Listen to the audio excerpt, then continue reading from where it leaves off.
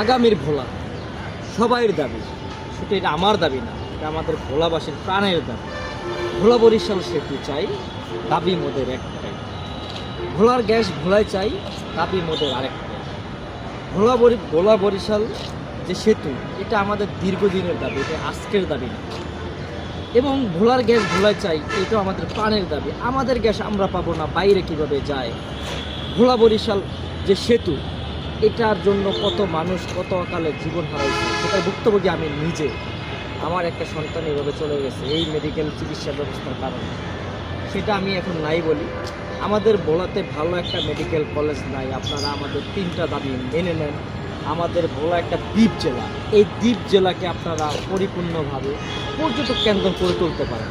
আমাদের ভোলাতে ভালো কন্ডিশনের পর্যটক কেন্দ্র আপনারা বানাইতে পারেন, যেমন চরপুকুরিমুখী, তারপরে খাজুরগাঁইচা। আমাদের যে ভোলাতে, এটা আপনার এশিয়ার ভিতরে সর্বোচ্চ ওয়াচ টাওয়ার, যেটার নাম হলো জ্যাকব টাওয়ার, সবচেয়ে থেকে সুন্দর। আপনার এই এত সুন্দর নিদর্শন ভোলাকে আপনারা অবহেলিত করে রাখছেন আজকে 53 বছর ধরে। এটা কিভাবে মানতে পারি আমরা ভোলাবাসী কীভাবে মানতে পারি?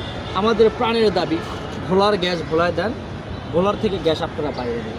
ভোলা বরিশাল সেতু দেন,